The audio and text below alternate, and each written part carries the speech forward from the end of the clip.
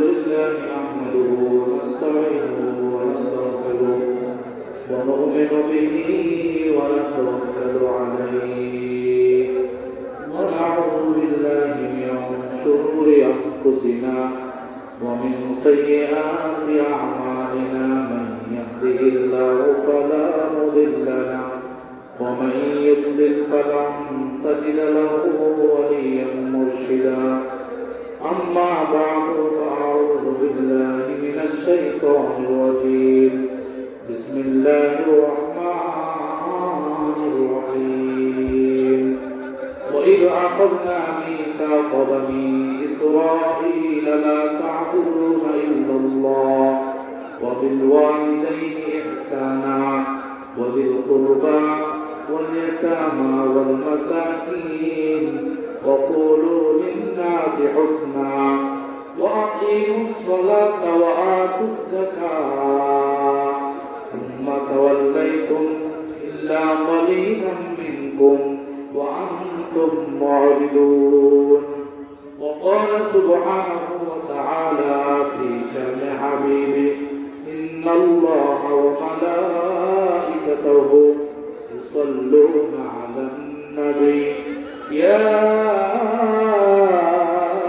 أيها الذين آمنوا صلوا عليه وسلموا تسليما شويد إبراهيم اللهم صل على محمد وعلى آل محمد كما صليت على إبراهيم وعلى آل إبراهيم إنك حميد مجيد اللهم بارك على محمد وعلى آل محمد كما باركت على إبراهيم وعلى آل إبراهيم إنك حميد مجيد لا إله إلا الله لا إله إلا الله لا إله إلا الله لا إله إلا الله لا إله সবাই কিছু করতেছে না কষ্ট হইতেছে একটু সামনে আগে এই সামনে এই জায়গাটা একদম মহাকালী একদম এই সৌদু ভাই এই সামনে একবার খালি সবাই একটু আগে বসে বলো একটু সামনে পরিবেশটা একটু সুন্দর করি একটু এলো মাঠ কারো খেলা আর শূন্য করে খেলা একটু কষ্ট করে বাবাদের একটু সামনে আসলে আমরা একটু পরিবেশটা সুন্দর করি তাইলে খেলা আলোচনা সুন্দর হবে সুন্দর উপর আনন্দটাও হবে আমরা একটু ফাঁকা যার সামনে একটু ফাঁকা একটু কষ্ট হবে আপনি অনেকক্ষণ যখন বসে আছেন হয়তো জায়গাটা একটু গরম হয়েছে এখন উঠতে কষ্ট হইতেছে এরপরে একটু কষ্ট করেন একটু কষ্ট করেন জি জি আলহামদুলিল্লাহ لا إله لا إله إلا الله محمد رسول الله صلى الله عليه وسلم জামিয়া জামে মসজিদ ব্যবসায়ী সমিতির উদ্যোগে ষষ্ঠ বার্ষিক ওয়াজ ও দোয়া মাহফিল শ্রদ্ধাভাজন সভাপতি সহ সভাপতি হযরত উলামা আমার সামনে উপস্থিত আছেন অত্র এলাকার কৃতিত্ব মুরব্বিয়ানে কেরাম যুব সমাজ এবং পর্যালোচনা থেকে অথবা মাইকের আওয়াজ বাসাবাড়িতে বসে থেকে শুনতেছেন অত্র এলাকার সম্মানিত মা ও বোনেরা শুকরিয়া জানাই সেই মহান মনিবের যে মহান মনিব আমাদেরকে এরকম একটি বরকতময় দ্বীনের বেহেশতের বাগানে আমাদেরকে হাজির হওয়ার তৌফিক দান করেছেন সেজন্য আমরা আল্লাহ তাআলার দরবারে প্রথমে উচ্চ কণ্ঠে কালিমাতু শুকর আদায় করি আলহামদুলিল্লাহ আর বলি আলহামদুলিল্লাহ মোহতারাম হাজির আনন্দ লাগে যখন দেখি কোরআনের মাহফিলগুলো বেশি বেশি হয় চতুর্দিকেই হচ্ছে আমরা যেখানে বসে আছি আমাদের কানেও কিন্তু একটা মাইকের আওয়াজ আছে এই ওয়াজ মাহফিল বেশি বেশি হওয়া আমাদের দেশে এটা আপনার নতুন কিছু নয়, এটা অনেক পুরাতন একটা আপনার সংস্কৃতি, যেটা বলেন ঠিক কিনা। এবং আমাদের দেশে মুসলমান জাগ্রত আছে বিধায় কিন্তু এই মাহফিলগুলো হয়। যদিও বিভিন্ন ক্ষেত্রে দেখা যায় কোথাও কোথাও একটু ত্রুটি বিচ্যুতি থাকে, অনেক সময় পরামর্শের অভাব থাকে, যার কারণে ওইখানে একটা মাহফিল, এখানে আরেকটা মাহফিল, এগুলো সমন্বয়ের অভাব। যদি দেখা যায় এখানে একটা হইলে এদিন আশপাশে আর কোথাও না হতো, তাইলে সুন্দর হতো। এটা হয়তো বা যারা আয়োজক, মানে যারা পরিচালনা করে তাদের মধ্যে সমন্বয়ের অভাব। যাক, এরপরেও দিনের মাহফিল যত বেশি হবে ততই জমিনেরও ফায়দা হবে, জমিনের নিচে যারা শুয়ে আছে তাদেরও ফায়দা হবে, দূরে বলেন ঠিক কিনা। আরো যারা বলতে হবে ঠিক কিনা। এবং এই ওয়াজ মাহফিল, উলামায়ে কেরামদের আলোচনা এবং বাংলাদেশের তৌহিদি জনতার অক্লান্ত পরিশ্রমের বদৌলতে এই সকল মাহফিল বেশি বেশি হওয়া আমাদেরকে মনে করিয়ে দেয় আগামী দিন বাংলাদেশে কালিমার পতাকা ইনশাআল্লাহ উদ্দিন হবেই হবে, যেটা বলে ঠিক কিনা। আগামী দিনের বাংলাদেশ কোরআনের, আগামী দিনের বাংলাদেশ উলামায়ে কেরামের, আগামী দিনের বাংলাদেশ আমরা প্রতি মুসলমানের, যেটা বলে ঠিক কিনা। এখানে কোন বিরাতীয় কালচার, কোন অপসংস্কৃতির, কোন যাত্রা, নাটক, সিনেমার যারা বাংলার মাটিতে হবে না, যেটা বলতে হবে ঠিক কিনা। আমার তো লাগে এটাই, যত বেশি বেশি প্রোগ্রাম হয়, হয়তো অনেক জায়গায় আলোচনা করা হয়, আলোচনা করার সুযোগ হয়, কোথাও সুযোগ হয় না। এরপরও ধর্মীয় কাজগুলোকে আমরা শতভাগ সমর্থন করি, পছন্দ করি, যেটা বলতে হবে ঠিক কিনা। ভাইরা আমার, আমি যে আয়াতটি পেশ করেছি আপনাদের মধ্যে, সূরা বাকারা থেকে এই আয়াত পেশ করেছি। সূরা বাকারার এই আয়াতে 8টা আমল আল্লাহ তাআলা আমাদেরকে দিয়েছেন। কয়টি আমল? 8টি আমল। আমল যদি কম হয় আর আমলগুলো যদি ধারাবাহিকভাবে একটা মানুষ করে যায়, আমলগুলো যথাযথভাবে করতে পারে, তাহলে এই মানুষটা দুনিয়াতেই বেহেশতের বাগানে থাকবে, যেটা বলে ঠিক কিনা। সূরা আর রহমানে একটা আয়াত আছে, আল্লাহ রাব্বুল আলামিন বলেন, ওয়ালিমান খাফা মাকামা রাব্বিহি জান্নাতান ফাবিআইয়ি আলাই রাব্বিকুমা তুকাযযিবান। জোরে বলি আল্লাহু আকবার। রাব্বুল আলামিন বলেন, যে ব্যক্তি আমাকে ভয় করে তার জন্য জান্নাত দুইটা, তার জন্য জান্নাত কয়টা? দুইটা জান্নাত।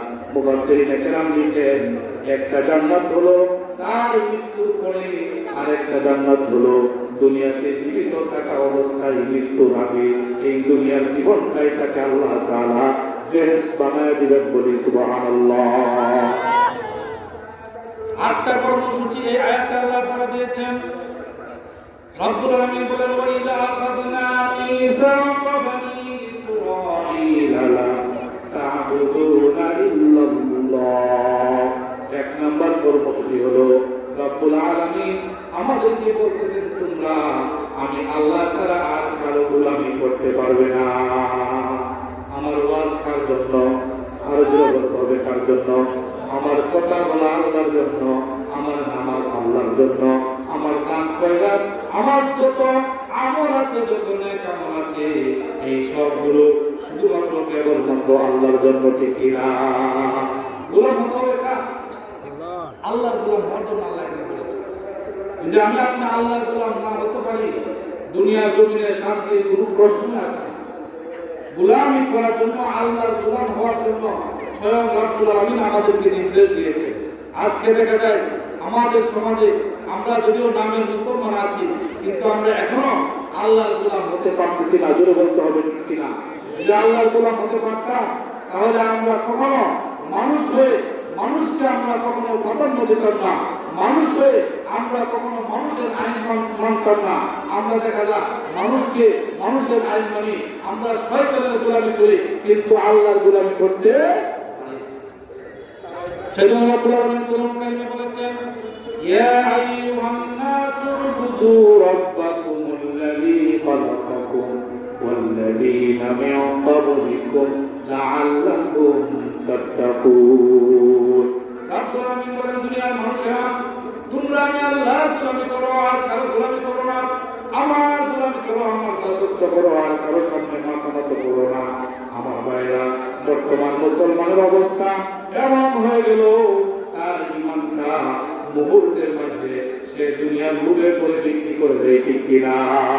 তখন আল্লাহ থাকে না, যদি উপর থেকে চাপ আসে, যদি উপর থেকে কোনো নির্দেশ আসে যে এটা করতে হবে, তাহলে তোমার চাকরি থাকবে না, সেটা অনিয়ম হলেও কিন্তু আমার ভাইরা করে ফেলে, এগুলো বলে, ঠিক কিনা? বিচারপতি আর বিচারে অনিয়ম করে যে যেখানে যে দায়িত্বে আছে তাকে যদি উপর থেকে কোনো আমার ভাইরা ধাক্কা দেওয়া হয়, তাকে চাপ দেওয়া হয়, তখন চাকরি বাঁচানোর ভয়ে যদি চাকরি চলে যায় তাহলে কি খাবে, দুই বাচ্চাদেরকে নিয়ে কিভাবে চলবে, এই বয়ে তখন কিন্তু আপনার তার আর হুঁশ থাকে না, তখন সত্যটাকে আমার ভাইরা মিথ্যা প্রমাণ করার জন্য সে পাগল হয়ে যায়। আমার ভাইরা কখনো কখনো এমন হয় আমাদের জীবন দেখা যায় পকেটে টাকা নাই, পয়সা নাই।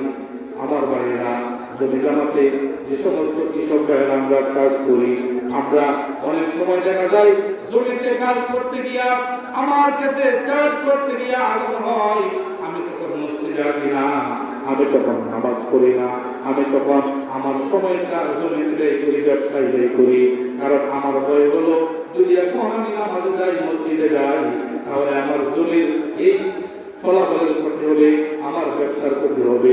এই সমস্ত কারণে তখন আর মুসলমান আল্লাহর গোলামি করতে পারে না, ঠিক কিনা? শয়তানের গোলামি তখন হয়ে যায়, অটোমেটিক হয়ে যায়। এই জন্য আল্লাহ বলেন, ইন্নাল্লাযীনা ক্বালু রাব্বুনাল্লাহু সুম্মা ইসতাকামু ফালা খাউফুন আলাইহিম ওয়ালা হুম ইয়াহজানুন। আল্লাহ বলেন, নিশ্চয়ই আমার যে সকল বান্দারা তারা বলেছে আমার রব আল্লাহ, এবং এই কথার উপরে ইস্তিকামত থাকে, গোলামির উপরে অটল থাকে, তাহলে আল্লাহ আমার প্রভু, আমি আল্লাহর বান্দা, এটা মুখে মুখে স্বীকার করে মন মতো আমার সময়টাকে আমি পরিচালনা করলাম, এর নাম গোলামি হতে পারে না। বলে বলেন, ঠিক কিনা? সেজন্য গোলামি করেন তোমরা যারা বলেছ লা ইলাহা ইল্লাল্লাহ, তোমরা এর উপরে অটল থাকো, আলা খাউফুন আলাইহিম ওয়ালা হুম ইয়াহজানুন। যদি তোমরা কালিমার উপরে অটল থাকতে পারো, কালিমার উপরে ইস্তিকামত থাকতে পারো, তোমার উপরে বিভিন্ন পরীক্ষা আসবে, মুসিবত আসবে, দুঃখ আসবে, কষ্ট আসবে, যত কষ্ট আসুক, যত মুসিবত আসুক, সাহাবায়ে কেরাম যেমন ঈমানকে বিক্রি করে দেয় নাই, নীতি নৈতিকতাকে বিক্রি করে দেয় নাই, এই মুসলমান তুমি তোমার ঈমানকে, নীতি নৈতিকতাকে বিক্রি করতে পারবে না, ঠিক কিনা? আমার ঈমান টাকার কাছে বিক্রি করে দেয়, দুনিয়ার লোভে আমার ঈমানকে বিক্রি করে দেয়। রব্বুল আলামিন বলেন, উলাইকাল্লাযীনা ইশতারাউদ দালালাতা বিল হুদা ফামা রাবিহাত তিজারাতুহুম ওয়া মা কানু মুহতাদিন। রব্বুল আলামিন বলেন, এরা তো সেই সমস্ত লোক যারা বস্তুটাকে ক্রয় করে গোলামের পরিবর্তে, হেদায়েতের পরিবর্তে, যারা মন্দটাকে ক্রয় করে ভালো কিছুর পরিবর্তে, মন্দটাকে কিনে ফেলে ভালো কিছুর পরিবর্তে, রব্বুল আলামিন বলেন এদের এই ব্যবসা কখনো সফল হবে না, এরা তাদের কাঙ্ক্ষিত লক্ষ্যে পৌঁছতে পারবে না, ঠিক কিনা? আমরা মানুষের পিছনে, আমরা নেতার পিছনে ছুটি, নেতা যা বলে তাই করি, নেতার আনুগত্য করতে গিয়ে আল্লাহর হুকুমের না হয় মানে আমাদের দ্বারা হয়ে যায়।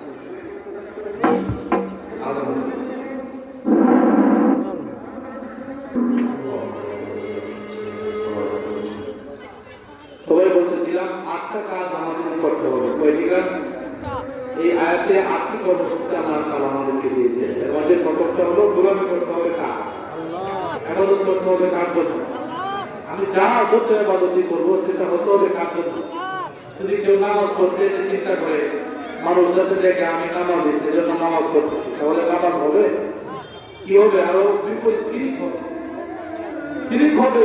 কেউ কাউকে কোনো কিছু দেখানোর জন্য, আপনি কাউকে দেখানোর জন্য নামাজ পড়লেও শিরিক, কাউকে দেখানোর জন্য আপনি দানও করেন সেটাও শিরিক হবে। যেটা বলেন ঠিক কিনা?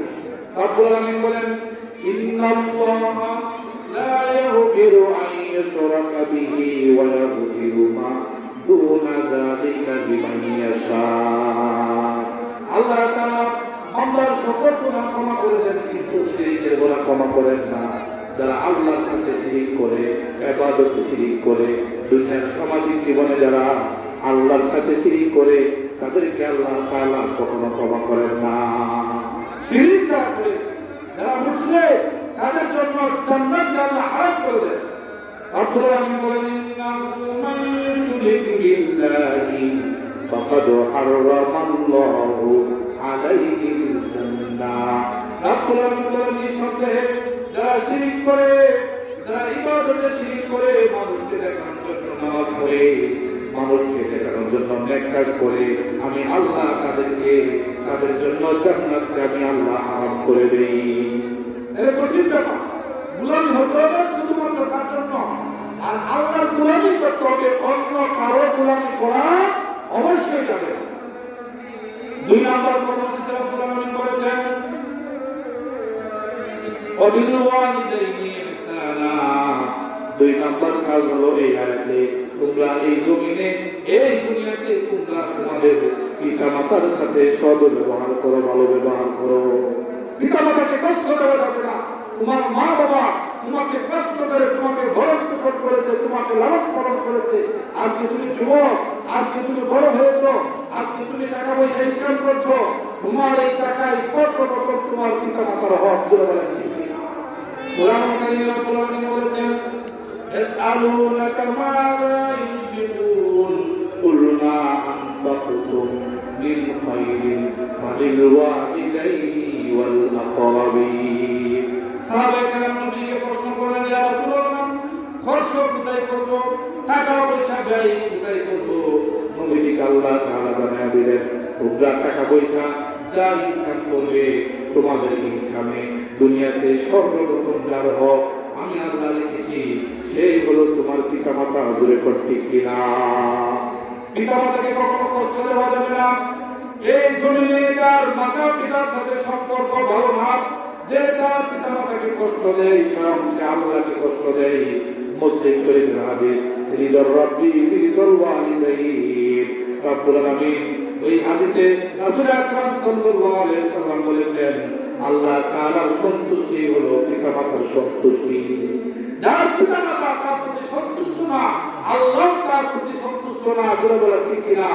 আমাদের এই সমাজে দেখা যায় যুবকেরা অথবা একটু বয়স হয়ে গেলে আস্তে আস্তে পিতা মাতার সাথে সম্পর্ক কমে যায়, সম্পর্ক আস্তে আস্তে দূরত্ব তৈরি হয়। পিতা মাতার কথা একদম সন্তানেরা ভুলে যায়, পিতা মাতার সাথে আর সুসম্পর্ক রাখতে চায় না। বলে ঠিক কিনা? নেতা যা বলে তাই করে, মা বাবা যা বলে তা করে। রব্বুল আলামিন কোরআন কারীমে বলেন, ওয়া কাযা রাব্বুকা আল্লা তা'বুদু ইল্লা ইয়্যাহু ওয়া বিল ওয়ালিদাইনি ইহসানা।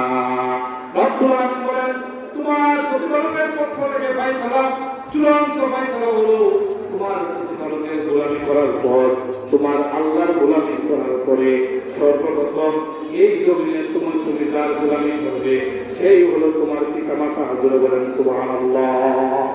আল্লাহর হক আদায় করে তোমার উপরে বাধ্যতামূলক হলো তোমার পিতা মাতার হক। হে যুবকেরা, আসুন আমরা এখান থেকে শপথ করি, আমরা আমাদের পিতা মাতার প্রত্যেকটা কথাকে, পিতা মাতার সব আদেশগুলোকে আমরা যথাযথভাবে পালন করব এবং মাতা পিতাকে আমরা আর কখনো কষ্ট দিব না। এই সিদ্ধান্তে আসেন আমরা সবাই আগে এক হয়ে বলে ঠিক কিনা? এরপরে 3 নম্বর কাজ হলো, আল্লাহ রাব্বুল আলামিন বলেছেন, ওয়াজিল কুরবা। 3 নম্বর কাজ হলো, তুমি তোমার পিতা মাতার পরে তুমি তোমার আত্মীয় স্বজন যারা আছে তাদের খোঁজ খবর রাখো, তাদের সেবা করো, তাদের সাথে সদাচরণ করো। আত্মীয় স্বজন তোমার ভক্তের কানেকশন যারা, তোমার বোন, তোমার ভাগ্নে, এরপরে তোমার কুকুর যে এখানে আছে, তাদের খোঁজ খবর রাখো, তাদের সাথে সুসম্পর্ক করে তোলো, তাদের সাথে কখনো তুমি দূরত্ব তৈরি করবে না। কিয়ামতের কারণ হলো আমার ভাইরা, আখির জমানায় মানুষেরা আত্মীয়তার সম্পর্ককে নষ্ট করবে, আর পক্ষান্তরে যাদের সাথে কোনো ব্লাড কানেকশন নাই, যাদের সাথে আগে কোনো পরিচয় সম্পর্ক ছিল না, তাদেরকে আপন বানায় নেবে, আর যারা আপন তাদেরকে দূরে সরায় দিবে। হচ্ছে কি হচ্ছে না? আরো জোরে বলেন, হচ্ছে কি হচ্ছে না? রব্বুল আলামিন বলেন, এজন্য 3 নম্বর কর্মসূচি হলো ওয়াজিল কুরবা। তোমরা তোমাদের আত্মীয় স্বজন যারা নিকটাত্মীয়, তাদের সাথে ভালো ব্যবহার করো, তাদেরকে তোমরা টাকা পয়সা থাকলে, সামর্থ্য থাকলে তাদেরকে দান খয়রাত করো, তোমার প্রতিবেশীর হক রয়েছে, তাদেরকে সামর্থ্য থাকলে দান খয়রাত করো। এটা হলো 3 নাম্বার। 4 নাম্বার হলো ওয়াল ইয়াতামা, ইয়েতিমদের সাথেও ভালো ব্যবহার করো। তার সাথে এতিম যারা এতিম তাদেরকে কখনো ধমক দিও না, তাদেরকে কখনো কষ্ট দিও না, তাদেরকে কখনো বিরত করে তোমার দান থেকে, তোমার অংশ থেকে, তোমার পক্ষ থেকে ইহসান করা থেকে তাদেরকে কখনো বঞ্চিত করিও না। রব্বুল আলামিন উম্মাহ করেন আম্মাল ইয়াতীমা ফালা তাকহার ওয়া আম্মাস সাইলা ফালা তানহার ওয়া আম্মা বিনি'মাতি রাব্বিকা ফাহাদ্দিস। এদিকে ধমক দিও না, সাইলকে ধমক দিও না, তার সাথে খারাপ ব্যবহার করো না, তাকে যতটুকু করো, তোমার যতটুকু সামর্থ্য আছে তাকে তুমি দান করো। কিছু না করলেও অন্তত পক্ষে এতিমের মাথায় হাতটা বুলিয়ে দাও। যদি এতিমের মাথায় তুমি হাত বোলাতে পারো, নবীজি বলেন তার মাথায় যে পরিমাণ চুল রয়েছে সেই পরিমাণ গুনাহ আল্লাহ তাআলা তোমার মাফ করে দিবেন। আজকে এতিমের হক আমরা আদায় করি না, উল্টো আরো এতিমের হক নষ্ট করে এতিমের মাল আত্মসাৎ পর্যন্ত এই সমাজে করা হয়। যেটা বলেন ঠিক কিনা? আমাদের ঠিক কিনা? এতিমকে কিভাবে ঠকানো যায়, এতিমকে কিভাবে আরো দুর্বল করা যায়, এতিমকে কিভাবে বঞ্চিত করা যায়, এই চেষ্টা আমার ভাইরা এক শ্রেণীর লোক আছে তারা অব্যাহত রাখে। যেটা বলেন ঠিক কিনা? এরপর আপনারা আমি বলেন ওয়াল মাসাকিন। 4 নম্বর হলো যারা মাসাকিন, যাদের টাকা পয়সা কম, কোন রকম টাকার ব্যবস্থা আছে। এই সমাজে বহুত লোক আছে আমার ভাইরা যাদের ইনকাম নাই কিন্তু কারো কাছে চাইতে পারে না, আছে না ভাই? যাদের আয় রোজগার কম, যারা কোন রকম বাড়িতে টাকার ব্যবস্থা আছে, চলার কোনো ব্যবস্থা নাই, চলার কোনো তার কোনো পরিবেশ নাই, কিন্তু কারো কাছে কিছু চাইতে পারে না, কারো কাছে কিছু বলতে পারে না। আল্লাহ রাব্বুল আলামিন বলেন তুমি দেখে দেখে তাদের খোঁজ খবর নাও, তাদের কার কি প্রয়োজন, তুমি তাদের সাথে একটু সুসম্পর্ক তৈরি করো, তাদেরকে সামর্থ্য অনুযায়ী দান করো, সামর্থ্য অনুযায়ী তাদেরকে দাও, তাদের সাথে ভালো ব্যবহার করো, তাদের সাথে কোনো খারাপ ব্যবহার করতে পারবে না, তাদের সাথে তুমি অসৎ আচরণ করতে পারবে না, তাদের সাথে সৎ আচরণ করো। এইরকম ভাবে আমার ভাইরা ওয়াকুলু লিন-নাসি হুসনা। আমার ভাইরা 5 নম্বরে আল্লাহ রাব্বুল আলামিন যেটা আমাদেরকে বলেছেন ওয়াকুলু লিন-নাসি হুসনা, তুমি মানুষের সাথে উত্তম ভাবে সুন্দর ভাবে কথা বলো। মানুষের সাথে হাসি মুখে, গুমরা মুখে না, হাসি মুখে মানুষের সাথে সুন্দর ভাবে কথা বলো। মানুষের সাথে মুখ আন্দার করে, মুখের মাঝে আপনার কোনো রুচি নেই, এরকম ভাবে কর্কশ মেজাজে, কর্কশ চেহারা নিয়ে মানুষের সাথে কখনো তুমি কথা বলো না। ওয়াকুলু লিন-নাসি হুসনা, মানুষের সাথে সুন্দর ভাবে কথা বলো। রাব্বুল আলামিন বলেছেন কাউলুন মারুফুন ওয়া মাগফিরাতুন খায়রুম মিন সাদাকা। রাব্বুল আলামিন বলেন যারা নাকি মানুষের সাথে সুন্দরভাবে, কোমলভাবে, সুন্দরভাবে, নম্রতার সাথে কথা বলবে, আল্লাহ রাব্বুল আলামিন বলেন দান সদকা করলে যে সওয়াব হয় আল্লাহ তাআলা বান্দার আমলনামায় সেই পরিমাণ সওয়াব দিয়ে দিবে। হাসি মুখে কথা বলো, কখনো মুখ একদম না করা, কখনো মানুষের সাথে মেজাজ না দেখানো, মানুষের সাথে কখনো অহংকার না করা, মানুষকে কখনো এই চেহারা দিয়ে, এই মুখ দিয়ে, জবান দিয়ে মানুষকে কখনো কষ্টের কোনো, আমার ভাইরা এরকম ইশারায় নিত কষ্ট করা যাবে না। যেরকম নাকি আছি সকলে কখনো এরকম করবো না। এরপরে রাব্বুল আলামিন 7 নম্বর যে কর্মসূচি আমাদেরকে দিয়েছেন ওয়াকিমুস সালাতা ওয়া আতুজ যাকাত। 7 নম্বর হলো তুমি নামাজ কায়েম করো, নামাজ প্রতিষ্ঠা করো, নিজে নামাজ পড়ো, নামাজি হও, তোমার কর্মীদেরকেও নামাজি বানাও, নিজেও নামাজ পড়ো, অন্যদেরকেও নামাজে উদ্বুদ্ধ করো। আমার ভাইরা 7 নম্বরে 8 নম্বরে আল্লাহ রাব্বুল আলামিন যেটা বলেছেন ওয়া আতুজ যাকাত, তুমি যাকাত প্রদান করো, যাকাত আদায় করো, এটা হলো 8 নম্বর। যদি এই কাজগুলো আমরা করতে পারি রাব্বুল আলামিন আমাদেরকে জানিয়ে দিলেন ওয়াল্লাযীনা আমানু ওয়া আমিলুস সালিহাতি উলাইকা আসহাবুল জান্নাহ হুম ফিহা খালিদুন। এই 8টা কাজ যারা করবে এরা ইমানদার, রব্বুল আলামিন বলেন তারা জান্নাতের অধিবাসী হবে এবং তারা স্থায়ীভাবে জান্নাতের মধ্যে থাকবে। বলে বলি সুবহানাল্লাহ। কাজে প্রথমত হলো গোলামি করবো আল্লাহ, 2 নম্বর হলো আল্লাহর গোলামির পরে যেটা আমাদেরকে করতে হবে, পিতা মাতার হক আদায় করতে হবে, মাতা পিতার খেদমত করতে হবে, প্রত্যেকের সামর্থ্য অনুযায়ী পিতা মাতার খোঁজখবর রাখতে হবে, পিতা মাতার সাথে কখনো কোনো খারাপ ব্যবহার করা যাবে না। তাহলে 2 নম্বর। 3 নম্বর হলো আমাকে আমার নিকট আত্মীয় যারা, আমার রক্তের সম্পর্কের আত্মীয় যারা, বোন বাগনা বাগনি যারা আছে, এরপরে তাদের সাথে আমার সুসম্পর্ক রাখতে হবে, তাদের খোঁজ খবর নিতে হবে।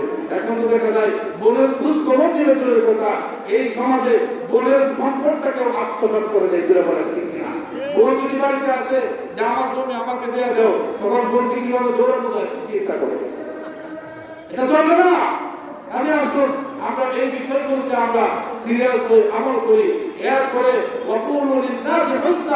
মানুষের সাথে সুন্দরভাবে কথা বলা, হাসি মুখে কথা বলা, কখনো কাউকে এই জবান দেওয়া কষ্ট না। আল মুসলিমু মান সালিমাল মুসলিমুনা মিন লিসানিহি ওয়া ইয়াদিহি। হাদিসে পাকে নবী বলেন মুসলিম তো সেই ব্যক্তি, মুসলমান তো সেই ব্যক্তি যার জবান দিয়া অন্য একটা মুসলমান কষ্ট না পায়, যার মুখের কোন কথায় আরেকজন কষ্ট পেল না, যার হাতের দ্বারা কোনদিন আরেক মুসলমান কষ্ট পেল না। নবীজি বলেন সেই হলো এই জমিনে খাঁটি মুসলমান। বলেন সুবহানাল্লাহ। আসলে এটা হয় না। কাজে আসুন আমরা এই আমলগুলো করি। আজকের এই সম্মেলন ইনশাআল্লাহ আমার বিশ্বাস আপনাদের স্বতঃস্ফূর্ত উপস্থিতি আগামী এসার পর থেকে ইনশাআল্লাহ যে আবার দ্বিতীয় অধিবেশনের কার্যক্রম শুরু হবে, আপনাদের উপস্থিতি প্রমাণ করবে এই মাহফিল আল্লাহ তাআলা কবুল করেছেন। আমি আমার আলোচনা দীর্ঘায়িত করতে চাচ্ছি না, কিন্তু এসার নামাজের সময় চিন্তা করতে হবে। আমি আপনাদের কাছে দোয়া চাই, দোয়া করবেন, আমিও আপনাদের জন্য দোয়া করি। আল্লাহ তাআলা আমাদেরকে যতটুকু আলোচনা হয়েছে এর উপরে আমল করার তৌফিক দান করুন। হাযা ওয়া আখিরু দাওয়ানা আলহামদুলিল্লাহি রাব্বিল আলামিন। আসসালামু আলাইকুম।